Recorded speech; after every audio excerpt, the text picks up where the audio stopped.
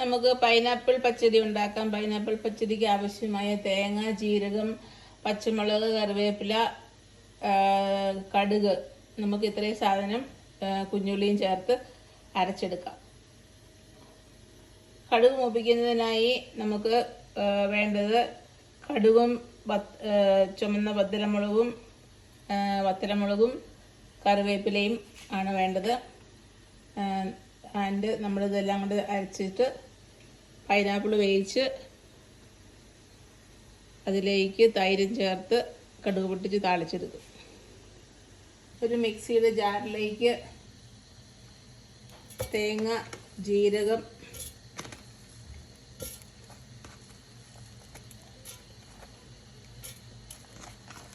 തേങ്ങയും ജീരകവും പച്ചമുളകും കടുകും, പച്ചമുളക് വേണ്ട, ഇത് കൂടിപ്പോ, കടുകും ചേർത്ത് അരച്ചെടുക്കാം. സ്വല്പം കറിവേപ്പില.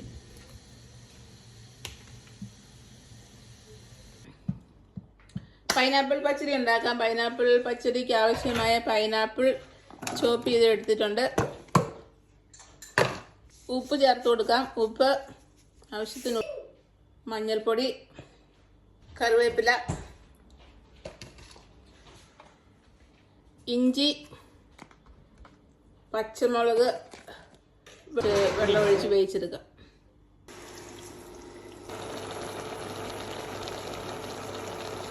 നല്ല മണം. കടുക് പൊട്ടിയിട്ടുണ്ട്. നമുക്ക് അതിലേക്ക് സ്വല്പം ഉലുവായിട്ട് കൊടുക്കാവേ.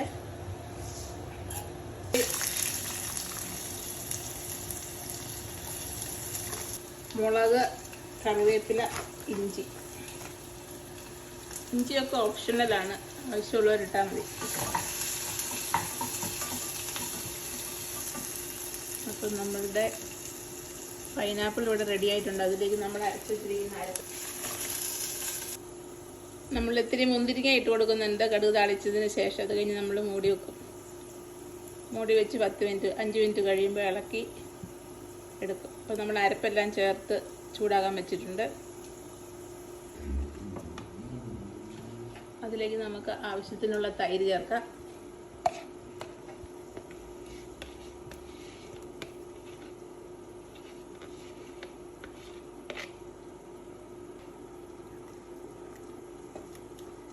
തൈര് ചേർത്തതിന് ശേഷം തിളയ്ക്കാൻ വിടരുത്. തിളയ്ക്കാൻ വിട്ട് കഴിഞ്ഞാൽ പിരിഞ്ഞു പോകും.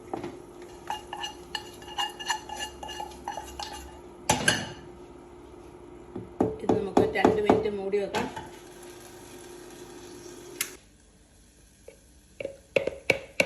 ഇനി നമുക്കൊന്ന് ഇളക്കി കൊടുക്കാം.